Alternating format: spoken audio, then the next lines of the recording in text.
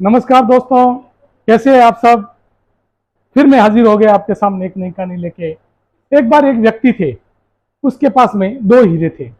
दोनों का वजन सेम था, दोनों का आकार प्रकार सेम था, देखने में दोनों एक जैसे थे। तो उस व्यक्ति ने सोचा क्यों न राजा से ही पूछा जाए इसमें कौन सा असली और कौन सा नकली है, क्योंकि उन हीरो में एक असली और एक नकली था।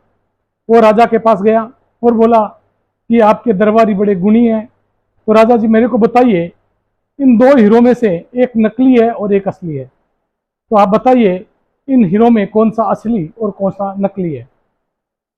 तो राजा के दरबारियों ने उनको उल्ट पुलट के देखा, लेकिन उनको पता नहीं चला, क्योंकि वो साइज में आकार में एकदम एक से थे। फिर वो दूसरे राजा के पास गया, वही सेम कंडीशन, कोई न बता सका। एक राजा से दूसरे राजा, दूसरे राजा से तीसरे राजा, तीसरे राजा से चौथा राजा, ऐसे करते करते फिर वो एक राजा के पास गया। तो दरबार लगा, जनता भी आई, और उसने पूछा कि इन दो हीरो में से कौन सा हीरा असली और कौन सा नकली है। वहां के दरबारियों ने भी देखा, लेकिन समझ में नहीं आया। लेकिन वहां पे एक बूढ़ा व्यक्ति था जो बोला कि मैं इस हीरे की पहचान बता सकता हूँ। राजा ने कहा इतने बड़े हमारे राज दरबार के आदमी बैठे हुए हैं, ये नहीं बता सके और आप कैसे बता देंगे। फिर भी चलो आपको एक मौका दिया जाता है।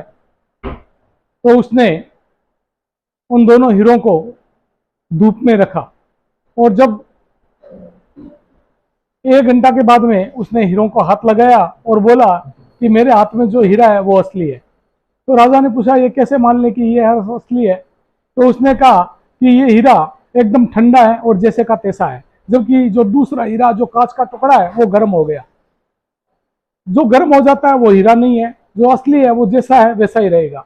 तो हमारे जीवन में भी ऐसे व्यक्ति है, जो आदमी जल्दी गर्म हो जाता है, जिसे जल्दी क्रोध आ जाता है, जिस जो अहंकार से भरा हुआ है, वो लोग हीरा नहीं बन सकते। वो लोग कांच के केवल टुकड़े हैं। और जिनको हीरा बनना है वो नरम रहते हैं, कोई चीज में उनको अहंकार नहीं होता है, वो वाणी में मधुरभाषी होते हैं, उनके अंदर में आत्मविश्वास भरा हुआ होता है।